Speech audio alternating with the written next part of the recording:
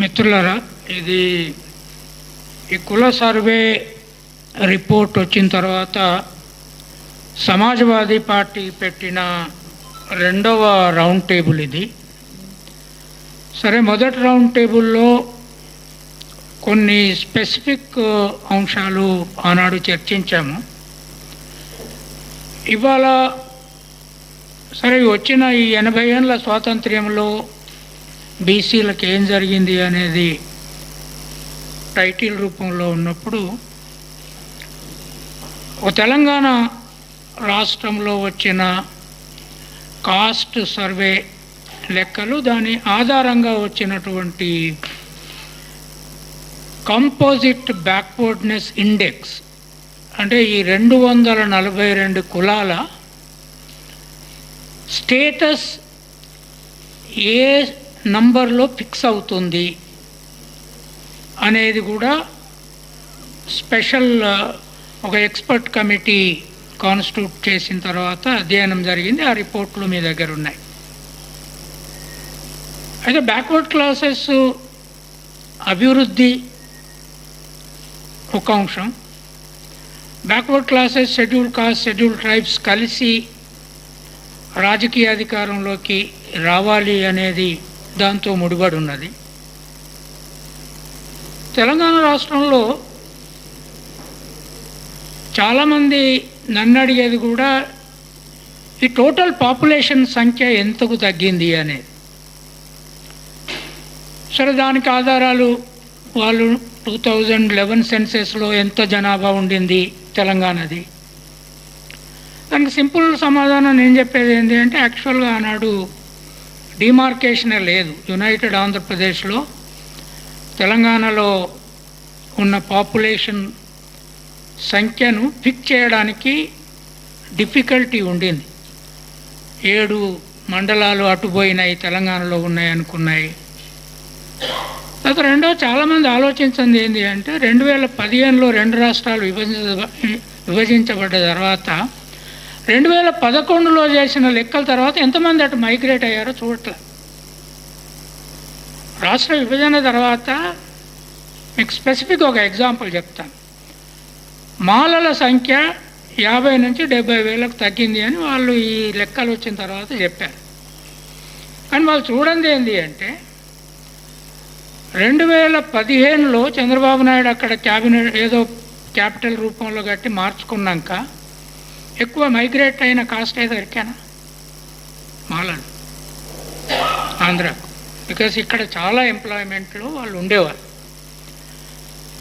రెండవది నేను అనేది ఏంటి అంటే, ఆ చర్చ ప్రదానం చేయడం అనేది మిగతా అంశాలను అండర్మైన్ చేసి మనం అభివృద్ధి ఏం చేయాలి, రాజకీయ అధికారం ఏం చేయాలి, ఉన్న అధికారంలో వాటా ఎట్లా తెచ్చుకోవాలనే దాన్ని పక్కకు పెట్టడమే. ఇప్పుడు 2014లో ఏదండి కుటుంబ సర్వే జరిగింది, సమగ్ర కుటుంబ సర్వే. అది కుటుంబ సర్వేనా, కోళ్ళ సర్వేనా, గొర్రెల సర్వేనా, ఒక్క రోజులో సర్వే జరుగుతుందా? దాన్ని కూడా మనం ఒక సర్వే అంటామా అన్నదానికి ఆస్కారం ఉందా? మెథడాలజీ ఉండాలి కదా ఒకటి. దానికి ఒక మాన్యువల్ లేదు, క్వశ్చనీర్ లేదు, కోడింగ్ లేదు. కనుక నేను అనేది ఏంటంటే, ఈ లెక్కల విషయంలోకి పోకుండా ఇవాళ 3,55,00,000 తెలంగాణ ప్రజలు ఉన్నారని ఈ సర్వే తెలిసింది. ఎవరింటికి పోయినరు, ఎవరింటికి పోలేదు అనేది ఒక ఇష్యూనే. అయితే ఈ సర్వే ఆప్షనల్, ఇది ఎవరిని ఫోర్స్ చేసే సర్వే కాదు. It is a survey, it is not cost senses. మెయిన్గా డిఫరెన్స్ అక్కడ ఉంది. మీరు మన కేంద్ర ప్రభుత్వం చెప్పిన దాంట్లో చూశారు కదా, ఒకవేళ మీరు సెన్సెస్లో మీరు రిజిస్టర్ చేసుకోకపోతే పనిష్మెంట్ కూడా ఉంటుంది, మీరు ఫీజు కట్టాల్సి వస్తుంది అంటున్నారు. అసలు వాళ్ళు కట్టిస్తారా లేదా వేరే విషయం, కానీ ఇది ఆప్షనల్. ఇంకో విషయం ఏంటంటే, రాజకీయ పార్టీలు బైకాట్ చేసినాయి. అది ఎట్లా మరి? అది ఎవరు చెప్పాలి? కనుక దాని జోలికి పోకుండా ఉన్న జనాభాలో ఎట్లా మార్పులు తెద్దాం, ఎట్లా ఆర్థిక వనరులను పెంచుదాం, ఇప్పుడున్న వనరులు ఏంది, ఎట్లా రాజకీయ అధికారంలో ఉన్న దాంట్లో వాటా తెచ్చుకుందాం, ఏ కుల జనాభా ఎంత ఉన్నది, ఇవి ఉన్న లెక్కలే. ఇది కరెక్టా కాదా అనేది 2027లో వచ్చే నేషనల్ రిజిస్టార్ కాస్ట్ సెన్సెస్ వరకు వెయిట్ చేసి కంపేర్ చేయాల్సిందే. మిగతాదంతా అన్సైంటిఫిక్ కంపారిజన్. సో అది వదిలిపెడదాం. సో ఈ వచ్చిన లెక్కలలో 242 కులాల ఈ 43 పారామీటర్లు తీసుకొని ఎక్స్పర్ట్ కమిటీ ఇంతవరకు ప్రపంచంలో కూడా ఎక్కడ లేని విధంగా ఒక్కొక్క కులానికి 42 పారామీటర్ల ప్రకారము ఎంత ఆర్థిక బలం ఉన్నది, ఎంత ఎడ్యుకేషన్ బలం ఉన్నది, పాపులేషన్ బలం ఎంత ఉన్నది, తర్వాత అగ్రికల్చరల్ బలం ఎంత, ఇండస్ట్రియల్ బలం ఎంత ఉన్నది, కల్చరల్గా ఏ కులము ఎంత అడ్వాన్స్ లెవెల్లో ఉన్నదనే యాంగిల్స్ నుంచి కూడా తీసుకొని కంపోజిట్ బ్యాక్వర్డ్నెస్ ఇండెక్స్ వర్కౌట్ చేసింది ఎక్స్పర్ట్ కమిటీ. దాంట్లో 0 to 126 వరకు నంబర్లు తీసుకున్నది. తీసుకొని ఎక్కువ బ్యాక్వర్డ్ ఉన్న వాళ్ళు పెద్ద నంబర్లోకి పోయి ఎక్కువ నంబర్లోకి, తక్కువ బ్యాక్వర్డ్నెస్లో ఉన్న వాళ్ళకు తక్కువ నెంబర్ 0 to. అయితే తెలంగాణలో తేలింది ఏంటి అంటే 0 to 13 వరకు ఏ కులం లేదు. అంటే బాగా పెద్ద ఇండస్ట్రియలిస్ట్ అయి ఉండాలి, అంబానీ అదానీ ఆ టాప్ ఇండస్ట్రియలిస్టులు అయి ఉండాలి. అట్లాంటి వాళ్ళు లేరు. రిచెస్ట్ కాస్ట్ 13లో ఫిక్స్ అయింది. అది చెప్తాను నేను. అది ఎవరో తెలుసా? కోస్తా ఆంధ్ర నుంచి మైగ్రేట్ అయిన కాపులు 13 దాని సంఖ్య. దాని తర్వాత కాపులు 12 యాక్చువల్లీ. తర్వాత రాజులు ఉన్నారు. తర్వాత ఈ శూద్ర కులాలలో కమ్మలు ఉన్నారు. తర్వాత వెలమలు ఉన్నారు. వీళ్ళిద్దరి 19వ నంబర్లో. రెడ్డిలు 28వ నంబర్లో ఉన్నారు. రెడ్లు యాజ్ ఎ కులంగా 17,30,000 పైన ఉన్నారు. వాళ్ళు ఈ పై కులాలన్నిటికంటే శూద్రులలో రాజులు శూద్రులు గారు, వాళ్ళు పైకి వెళ్ళాలి యాక్చువల్గా. రెడ్లు 28వ స్థానంలో ఉన్నారు. బట్ తెలంగాణ ఎకానమీ ఎవరి చేతిలో ఉంది ఎరికేనా? వీళ్ళందరి చేతిలో కూడా లేదు. తెలంగాణ ఎకానమీ ద్విజులు అనే కులాలు అయితే ఉన్నాయో ఇవి ఎక్కువ మైగ్రేట్ అయిన వాళ్ళు. మొత్తం మీ హైటెక్ ఇండస్ట్రీ 2099 నుంచి, అంటే చంద్రబాబు నాయుడు స్టార్ట్ చేసి 95 నుంచి నేను తెచ్చిన అని చెప్పిన దగ్గర నుంచి ఇప్పటి వరకు చూస్తే హైటెక్ ఇండస్ట్రీలో మొత్తము టాప్ ఎవరున్నారో చెప్తా నేను. హైయెస్ట్ జైన్స్ ఉన్నారు. ఇండస్ట్రియల్ కాంప్లెక్స్ క్యాప్చర్ అంతా జైన్స్ క్యాప్చర్ చేశారు. వాళ్ళ కంపోజిట్ ఇండెక్స్ నంబర్ 13. తర్వాత బ్రాహ్మలు 22. తర్వాత వర్మ అనే ఒక కాస్ట్ ఉంది. యాక్చువల్గా ఈ వర్మ అనే దాంట్లో అక్కడక్కడ బీసీలు కూడా ఉన్నారు, కానీ ఎక్కువ ఓసీలు ఉన్నారు. ఇది ఓసీ వర్మ నంబర్ చెప్తున్నాను నేను.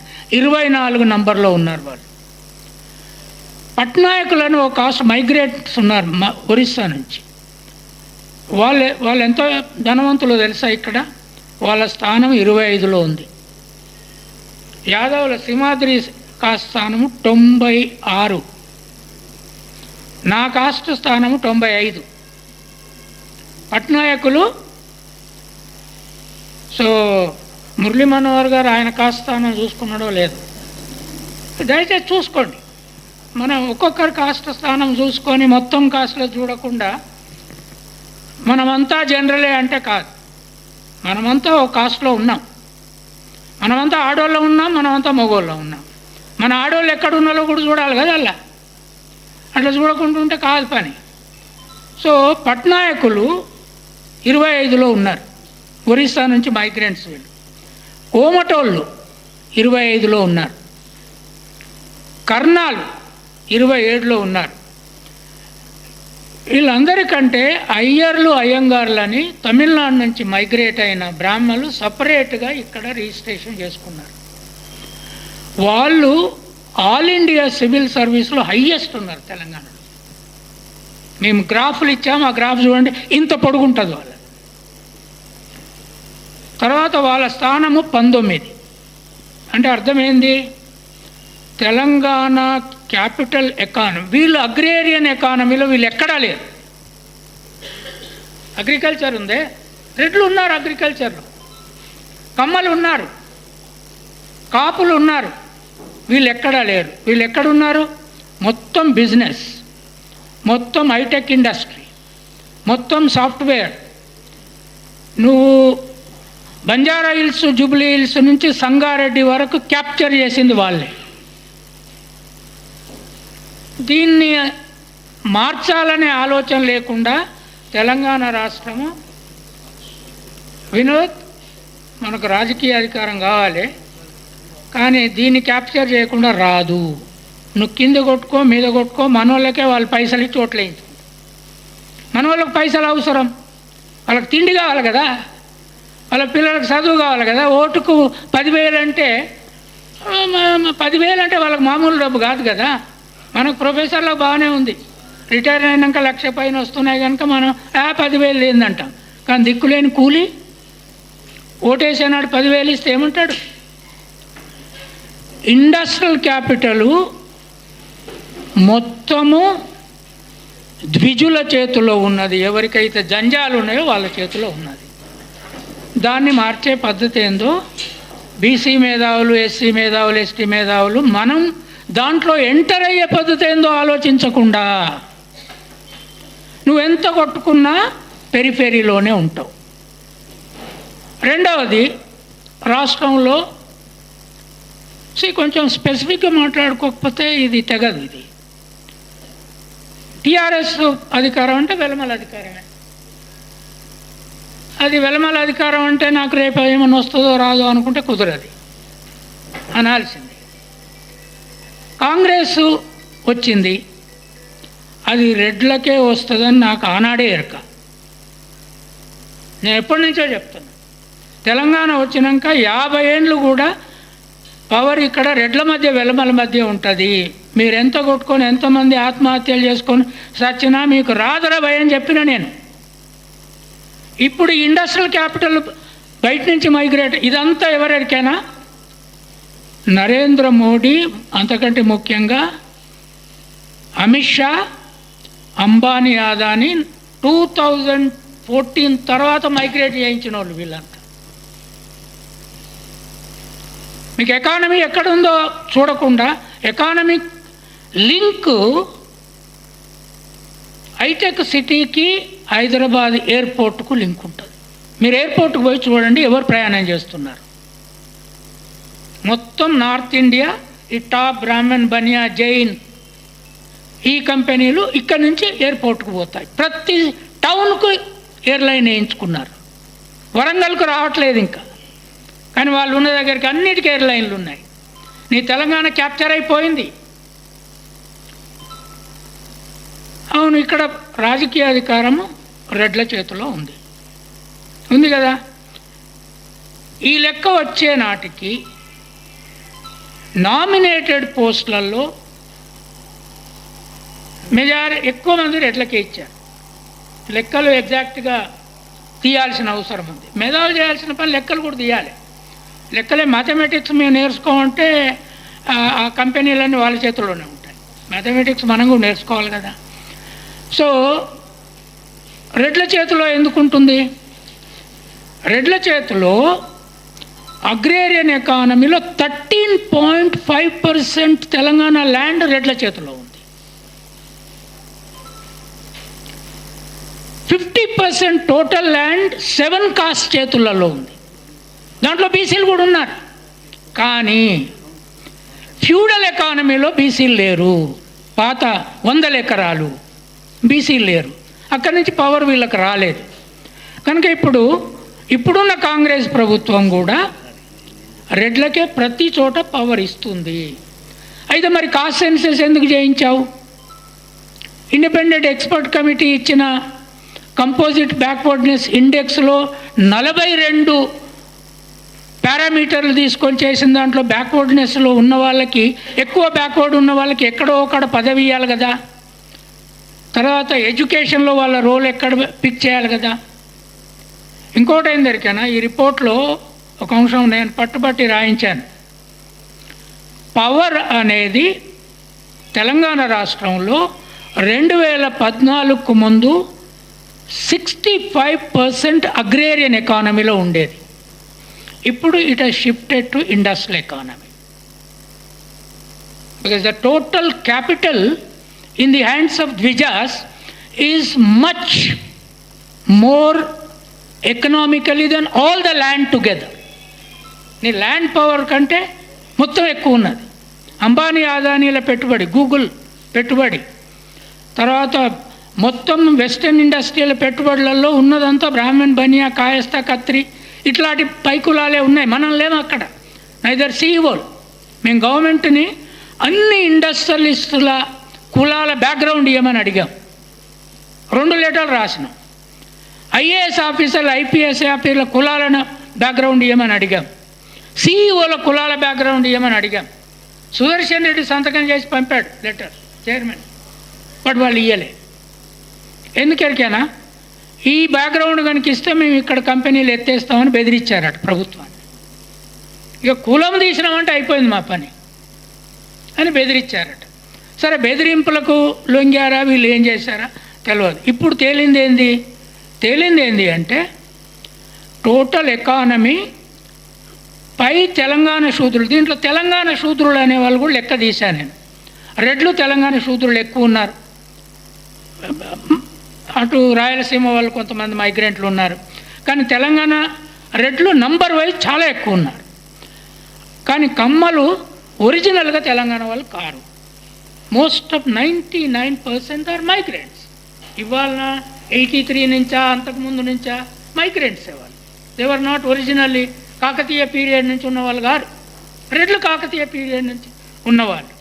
అట్లా చూసుకుంటే రెడ్లు, వెలమలు తెలంగాణ ఒరిజినల్ శూద్ర ల్యాండ్ లార్డ్స్.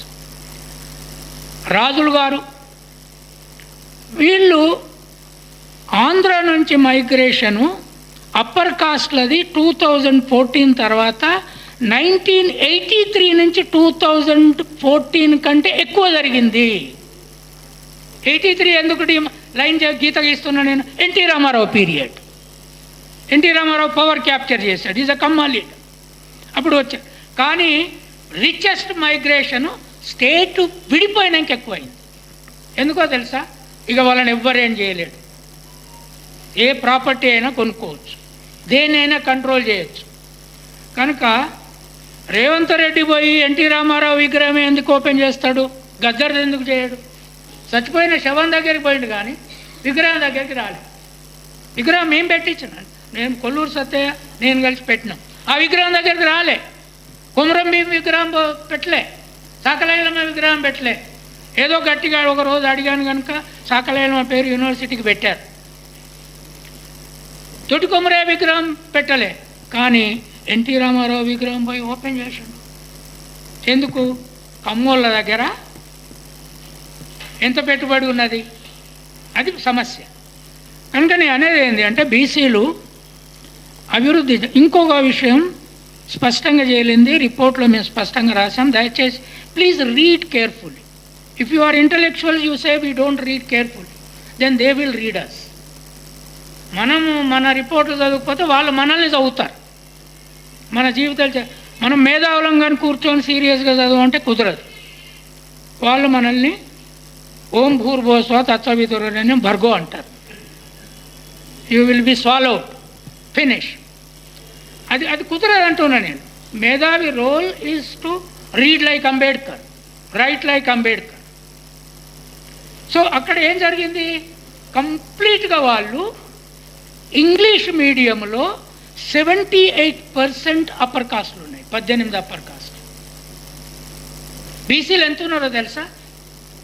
నా కులం కుర్మోలు. ఆదివాసుల తర్వాత మేము లీస్ట్ ఇంగ్లీష్ ఎడ్యుకేటెడ్. ఆదివాదుల తర్వాత. యాదవుల పరిస్థితి అంతే ఉంది. కొద్దిగా better English educated goldsmiths are on the top. So only group which is more English educated is converted Dalit Christians and Christians. 74% ఉన్నారు. వాళ్ళు ఆర్థికంగా కూడా బెటర్గానే ఉన్నారు. నేను అనేది ఏంటి అంటే, మేము అందుకే రిపోర్ట్లో రాసాం, the power has shifted from agrarian economy to education and particularly English medium education. అయితే ఇంగ్లీష్ మీడియం వచ్చింది, కొట్లాడినాం, వచ్చింది, కానీ దాన్ని అమలు చేసే పద్ధతిలో ప్రాబ్లం ఉన్నాయి. మొన్ననే మురళి రిజైన్ చేశాడు. ఇక్కడ కమిటీ మెంబరు విశ్వేశ్వరరావు గారు ఉన్నారు. అదేం జరుగుతుందో లోపల మనకు కొంత తెలుస్తుంది, కొంత తెలియట్లేదు. అయితే అప్పుడప్పుడు మేమే హిట్లర్లం అనే ప్రకటన కూడా వస్తున్నది. ఇది ఒక ప్రాబ్లము కొత్తగా మొదలైంది. కనుక నేను అనేది ఏంటి అంటే, బీసీ మేధావులు మెజారిటీ కులాలు 50 ముస్లింలను తీసేసిన తెలంగాణలో బీసీ కాస్టు 46.6% ఉన్నాయి. ముస్లింలు మనతో అంతగా రారు. ఇక్కడ ఏం బీసీలు అన్నా కూడా ఇక్కడికి రారు. వాళ్ళ సమస్య వచ్చినప్పుడు వాళ్ళు కొట్లాడుకుంటారు. ఈ 46% బీసీ మేధావులు పట్టుబట్టి కనుక నిత్యము రాత మాట్లాడుడు, గ్రామాలలో తిరుగుడు. నాకు సింపుల్గా ఒకటి చెప్పండి, బీసీలు అంటున్నాం, రేపు బీసీ క్యాండిడేట్నే పెడతాం, ఊళ్ళల్లో పోయి అన్ని కులాలను మీరు బీసీలేనా అని అడగండి, ఏం చెప్తారు? బీసీ అనే ఐడెంటిటీ మీకుందా అని అడగండి. వాళ్ళకి బీసీ అంటే ఏందో తెలియదు. మేము ముదిరాజు వాళ్ళము, మేము సాకల వాళ్ళము, మేము మంగళ వాళ్ళము. రెడ్డి ఆయనకి వేయాలన్నా మున్నూరు కాపుకి వేయాలంటే ఎవడు మంచోడు దాంట్లో చూస్తారు, కానీ బీసీ అని చూడదు. నన్ను బండబూతులు తిట్టే కాపోనికి ఎందుకు వేస్తా అంటారు, గొల్లోనికి ఎందుకు వేస్తా, కుర్మోనికి ఎందుకు వేస్తా అంటారు. సో బీసీ ఐడెంటిటీ లేదు కదా గ్రామాలలో. ఎక్కడ ఏర్పాటు చేశావు? ఒక్క ఎస్సీలకు ఐడెంటిటీ ఉంది. కనుక ఈ సర్వే సింహాద్రి గారు రిపీటెడ్గా ఏం చెప్తున్నారంటే, ఇది మోస్ట్ సైంటిఫిక్ అట్లీస్ట్ స్టడీ. ఇంకోటి లాస్ట్ నేను చెప్తున్నా, ఈ మధ్య సిద్ధరామయ్య రిటైర్ అయ్యే ముందు, పదవి వదిలిపెట్టే ముందు నేను ఆయన కలిశాను. తెలంగాణ స్టడీ రిపోర్ట్లు ఇచ్చాను. మీ పాపులేషన్ డేటా రాగానే మీరు కూడా ఇట్లా ఎక్స్పర్ట్ కమిటీతో అనాలిసిస్ చేయించండి. దేశాన్ని ఈ 2 రిపోర్ట్ల ద్వారా గందరగోళంలోకి నెట్టవచ్చు. ఈవెన్ నరేంద్ర మోడీ, అమిత్ షాలను కూడా గందరగోళం నెట్టగలిగే శక్తి ఈ రిపోర్ట్లకు ఉంది. నంబర్ ఏదైనా కానీ ఎకనామిక్ డేటా ఉంది. అంటే అది శివకుమార్కు పోయింది. ఆయన వక్కలింగా ఆయన ఎక్స్పర్ట్ కమిటీ వేయడు, ఆ డేటా బయటకు వస్తుందనే నమ్మకం లేదు. సో మనకు ఒక తెలంగాణలో చేసిన ఈ కంప్లీట్ స్టడీ ఏదైతున్నదో అది దేశాన్ని ఎడ్యుకేట్ చేయడానికి ఆధారం. దీంట్లో తప్పులు ఉండొచ్చు. Any study will have 7 to 5 variations. అది మనము 100% అక్యురేషన్ ఎక్కడ ఉండదు. Social science is that. అందుకని నేను అనేది ఏంటి అంటే, దీన్ని సీరియస్గా తీసుకోండి. గ్రామాల వరకు ఆయా కులాల స్టేటస్ని తీసుకుపోండి. వాళ్ళు ఇంగ్లీష్ మీడియంలో ఎట్లున్నారు, చదువులో ఎట్లున్నారు. 27,000 స్కూళ్ళను రద్దు చేస్తామంటే ఏం చేయదలుచుకున్నారో చెప్పండి. ముఖ్యమంత్రి అంటున్నాడు, నేను ఇంటింటికి బస్సు తీసుకుపోయి వాటిని మండల్ లెవెల్లో స్కూల్ తయారు చేస్తాను అంటున్నాడు. ఆ ఫార్ములా ఎట్లా అమలు చేస్తాడో చెప్పమని డిమాండ్ చేద్దాం. We have to work out. అయితే ఒకటి లాస్ట్గా నేను చెప్పేది ఏంటంటే, అందరిని తిట్టి మనం ఇంట్లో కూర్చుంటే కుదరదు. తిట్టుడు బాగానే ఉంటుంది, కానీ ఇంట్లో కూర్చుంటే అది బయటికి రాదు. ఒక ఆల్టర్నేటివ్ తయారు చేయాలి. కనుక సమాజ్వాదీ పార్టీ దాంతో కలిసిపోయే వాళ్ళు ఓబీసీలకు కన్ఫైన్ అయ్యి పనిచేస్తున్నారు. అక్కడ చేస్తున్నారు, ఇక్కడ చేస్తున్నారు. దయచేసి ఈ కాస్ట్ సెన్సెస్ను సీరియస్గా తీసుకొని దీన్ని తెలంగాణ గ్రామం ఇంటింట బీసీ ఎవరు, ఏ కులము, వాళ్ళ స్టేటస్ ఏందో చెప్పుకుంటూ పోయే ప్రచారము యూట్యూబ్ల ద్వారా చేయండి. నాకు అర్థం కాదు, బీసీలు యూట్యూబ్లు పెట్టుకోలేరా? 100 కోట్లు ఉన్నాయి కనీసం. ఒక్క యూట్యూబ్ పెట్టారు. ఒక యూట్యూబ్ పెట్టిన ఆయన బ్లాక్మెయిల్ చేస్తాడు. ఆ బ్లాక్మెయిల్ చేసిన ఆయన కోట్లు ఇస్తారు. ఈ బ్లాక్మెయిలర్కు కోట్లు ఇచ్చుడు ఏందండి? ఇది పద్ధతి కాదు కదా. ఎస్సీలు కూడా పెట్టుకోలేరా యూట్యూబ్లో? పెట్టుకొని మీ భాష మీరు మాట్లాడుకోండి. అది చెయ్యారు. లెక్కలు చెప్పొచ్చు, అది చేయరు. కనుక ఇది మనము సీరియస్గా చేయాలి. నేను చూస్తున్న రెండు తెలంగాణలో కొంచెం పాపులర్ టీవీ యూట్యూబ్ ఛానళ్ళు మాట్లాడుతున్నాయి. ఒకటి V6, ఇప్పుడు కొత్తగా V5 ఒకటి వచ్చింది. తర్వాత వెలుగు రఘుది కొంత ప్రచారం చేస్తుంది. మిగతా ఏమైనట్టు మనం అందరం ఏం చేస్తున్నాము? కనుక సింహాద్రి గారి ఎఫర్ట్కు థ్యాంక్ చెప్తూ మనందరము బువ్వ తినాలన్నట. సో నేనైతే తినొచ్చిన. Thank you. ఒక చిన్న పోస్ట్